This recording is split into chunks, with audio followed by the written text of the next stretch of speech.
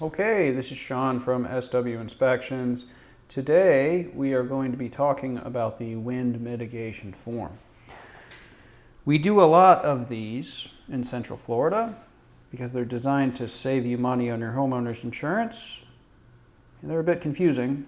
Most people don't know what they are, how they work. And that's the point of this video.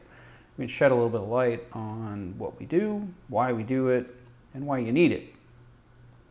If you are searching for new insurance or you're trying to get a better rate on your homeowner's insurance, which is what most people these days are trying to do because insurance premiums have gone through the roof, you're going to need a wind mitigation. And the wind mitigation is the different features of your home that prevent serious damage in the event of a major hurricane or tornado, a wind event.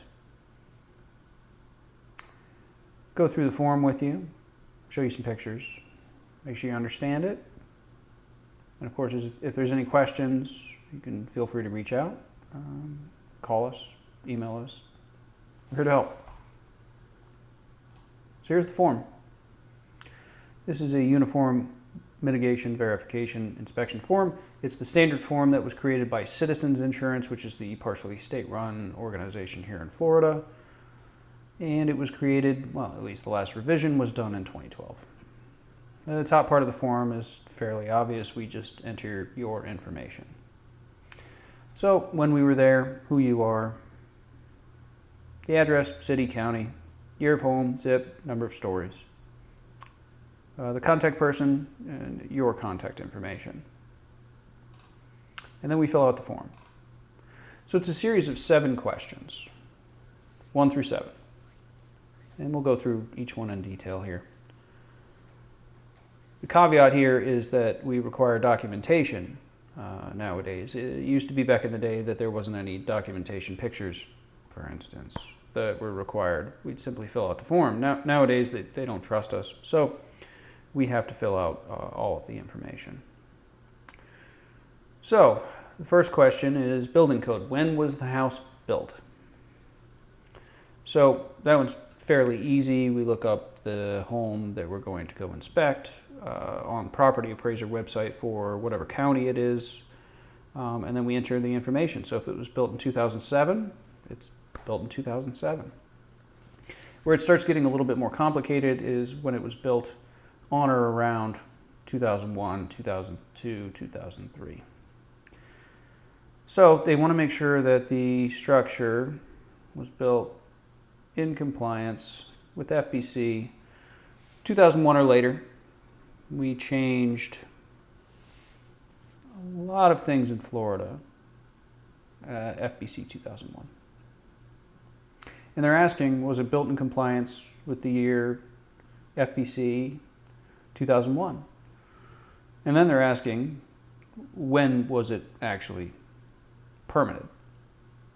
So for instance, if we have a house that was built in 2002, they would like to know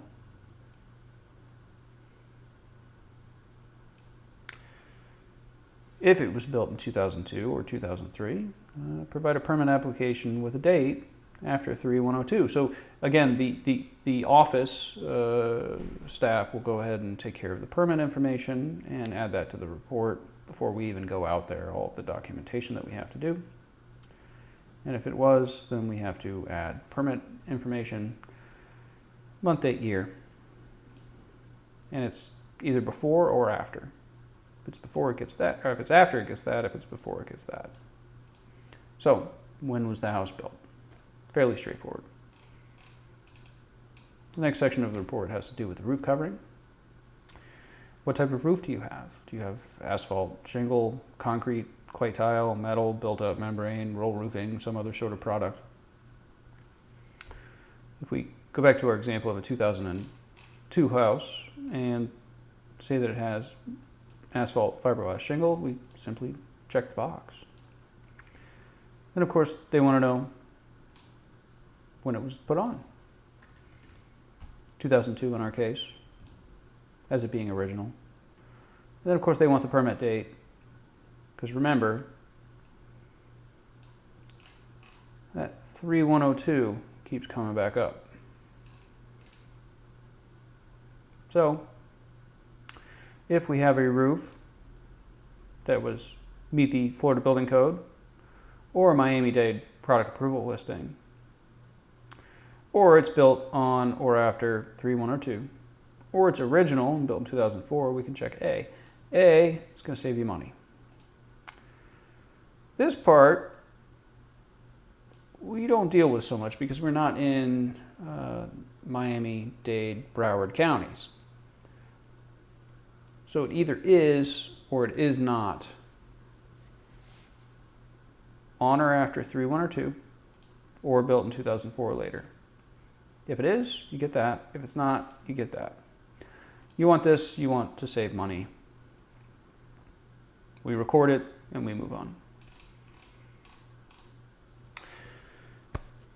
This part starts to get interesting. So now we're not just looking at the outside of the house doing research. We're actually going up into the attic and looking at what you have. So they want to know the roof deck attachment. The roof deck is what is under your roofing material. Your roofing material being shingles, tile, metal, roll roofing, whatever. Underneath that is a roof deck, which is composed of wood in most structures, whether that be plywood, OSB, dimensional lumber in older houses, or any of the systems that we've used over the years. C, right here, is what you want. So C is modern construction. That's an 8D common nail or ring shank roofing nail that is spaced a maximum of 6 inches. Now, when we go into the attic, what we're looking for is that guy. So that's an 8D ring shank roofing nail. And you can clearly see that we have a shiner there. That's what we call them, shiners. And we're able to record it. And then we're able to record the spacing. So you use a metal scanner with a Sharpie and see that they're no more than 6 inches apart. So in this case, we have a plywood decking system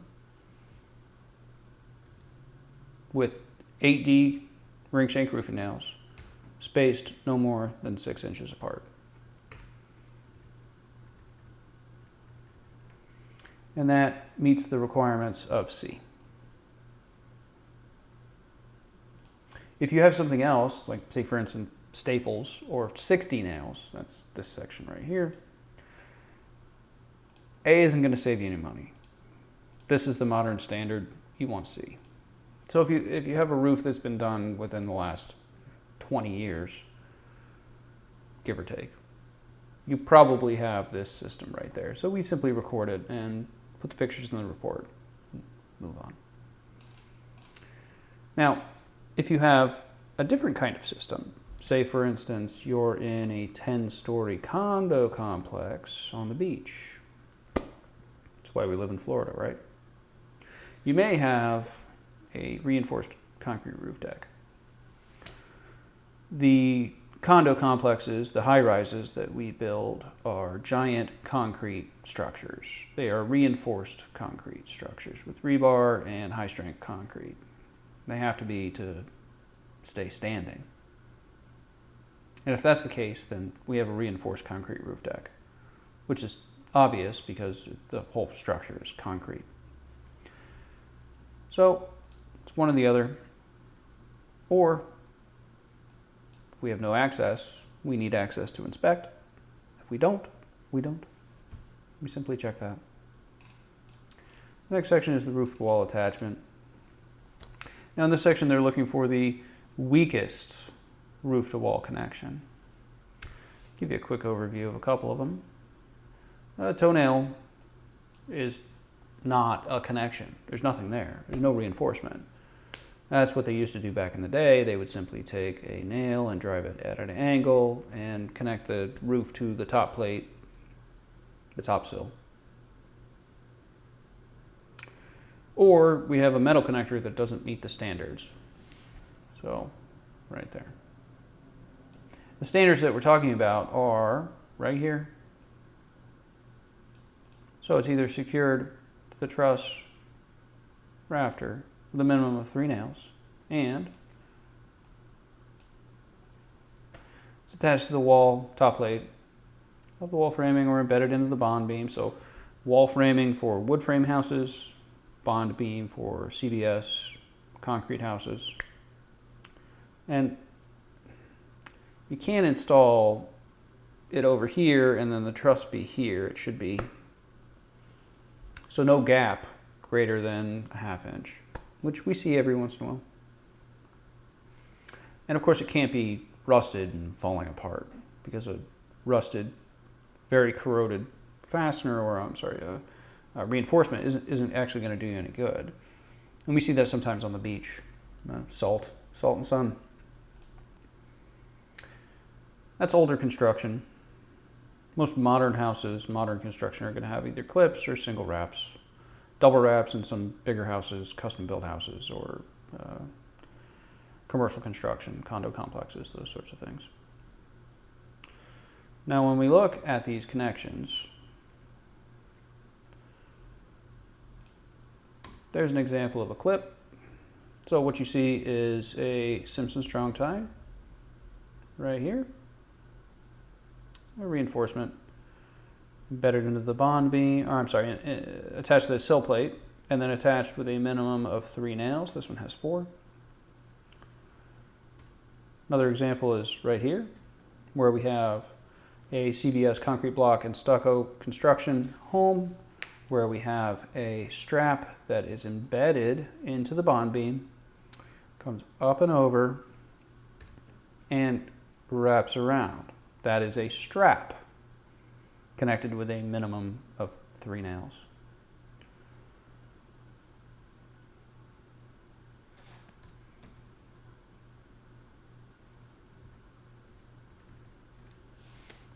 So either a clip or a single wrap.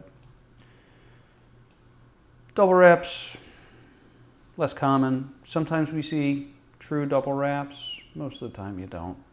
And the reality is that the discount from here to here to here is not really going to be that much of a difference.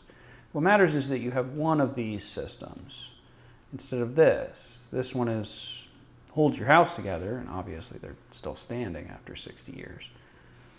But these are going to give you discounts.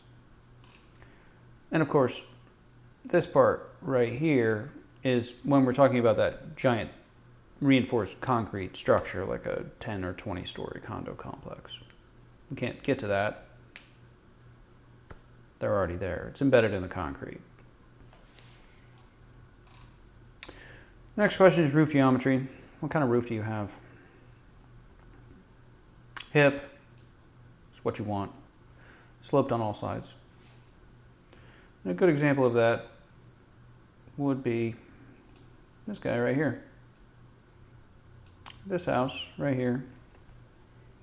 I did an inspection on, I don't know, a week ago. And as you can see, it's sloped on all sides. But if we look at the neighbor, there's a gable right there. And another gable right there.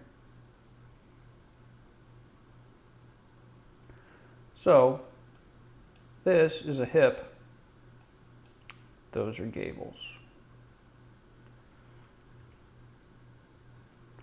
According to the report, a hip roof with no other roof shapes greater than 10%. So we do some math, we figure out the perimeter, we document it, and we put it in the report.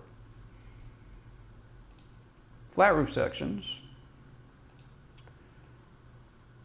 a little different. With this, we're looking at condo complexes mainly. A good example of that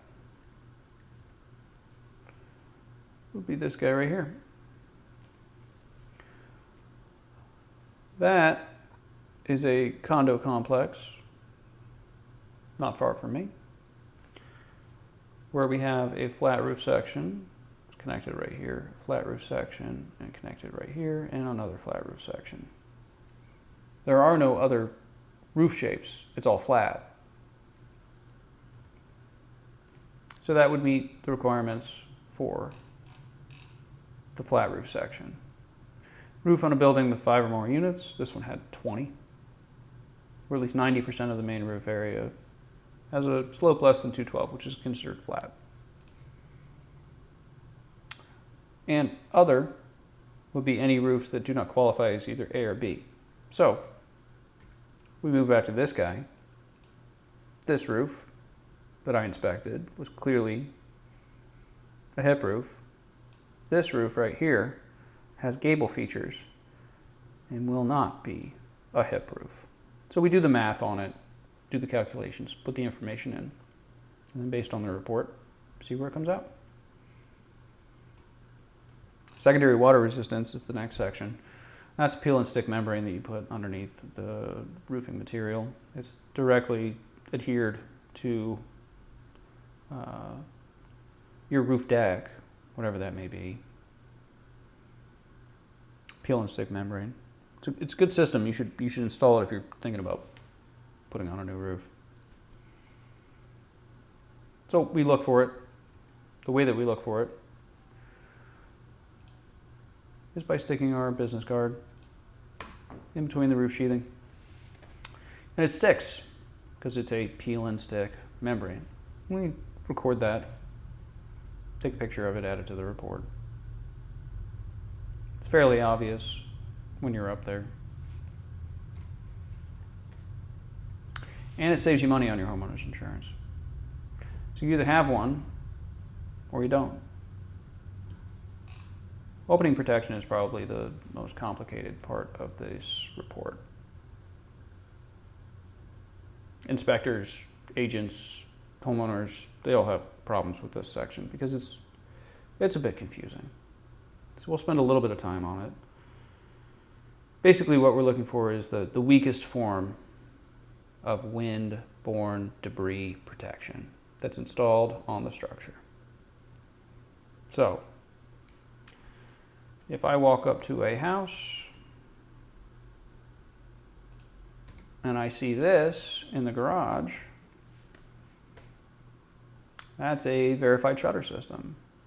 The kind that you pull out of your garage and put onto the fasteners with the wing nuts that's around every door and opening on your home when the storm comes.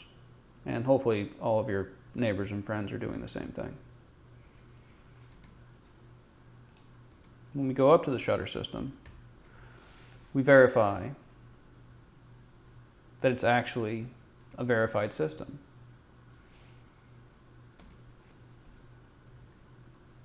Another example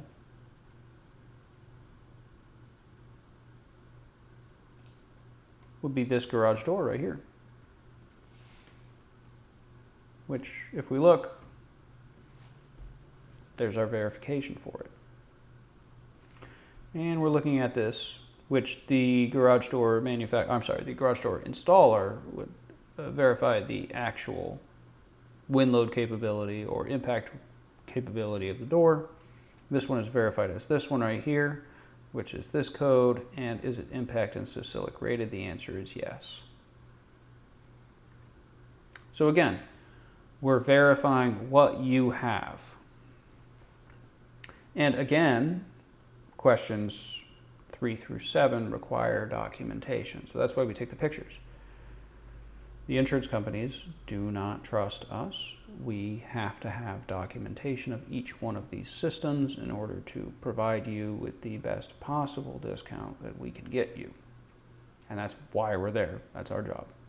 So we document each one of these systems, whether you have a shutter system in your garage, impact or wind load rated garage door, skylights that are impact rated, accordion shutters, hurricane cloth. There's tons of different systems that you can use to protect your home in the event of a windstorm. We verify what you have with pictures and documentation, whatever's necessary, whatever we can get our hands on, and we put it into the report. Unfortunately, it's an all or nothing game here. So you may have just spent $35,000 upgrading your house with a bunch of new impact rated windows and doors, but there's one opening. A lot of times it's a garage door that has windows in it that's not rated. And that one guy will cause you to not be able to save any money. It's a good idea to verify what you need to do for this section with a home inspector or a impact rated window and door installer, manufacturer, contractor. Before you actually do it, you should talk to your agent. Talk to your insurance agent. They know more than you think.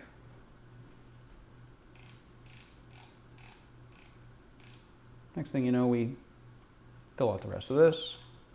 My information, my signature, your signature, date, my initials, and the property address. We put all this together, send it off to you, send it off to your agent. Hopefully you save a boatload of cash. So if you have any questions, call us, email us. We're here to help.